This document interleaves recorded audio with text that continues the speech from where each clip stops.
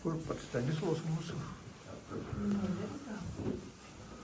Čia mamytė darbai jūs. Jo, mama. Tai Stanislovai papasakok šiek tiek apie mamą. Nu, šiaip mama buvo labai vertinama iš tų primityvistų, dabar naivistai vadinas. Buvo keletai seminarų Pabaltijo, buvo tris respublikinės premijas laimėjus, sąjunginį aukso medalį, respublikinį aukso laimikį už visų darbų, už visų kūrybos metų, kaip tai pasakyti, indėlį.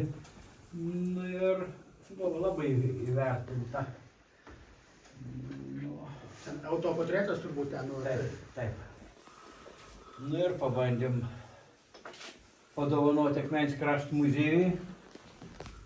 Čia daugelis muziejų buvo nusipirkę tų darbų. Ir Nacionalinis muziejus Vilniaus, ir Dailės muziejus, ir Šiaulių aušros muziejus, Suomijos muziejus. Nu, o Akmenė matom, kad net ir pinigų nukų. Nusprendėm padovanoti viskų.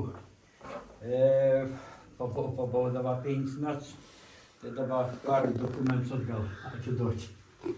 Netinka, nepatinka. Netinka. Maža pajamų. Nu, daug kainuoja. Daug 27, 40 eurų buvo posėdis, sako, žinai, kainuoja. Tiek įkainuotas ir paveikslas? Ne, kainuoja išlaikymas. Išlaikyms mėnesio 27 eurai. Tai va, kad pasakė, sako, palaukit, kad puolė administracija žiūrėti į kompiuterį, palaukit. Vidurkis 40 eurų šiaip į mėnesį. Už vieną paveikslą? Ne, į mėnesį. Išlaikymas. Sodybos išlaikymas. Viso ūkio išlaikymas. Tai šiaip man biškai taip gėda buvo, kad verslas, ten visi ten administracija buvo, žinai. Nu, bet kad. Ką jau. Pats dailininkas turi įsilaikyti tos paveikslus, sumokėti pinigus? Ne, nu paprasčiausiai čia yra administracijos dabar atiduota pastato, administracija priklauso, žinai. Nu, dabar savivaldybei priklauso, bet kaip aš vis tiek tas palikuonis čia gyveno, tai... Pagal testamentą. Nor, kad aš vis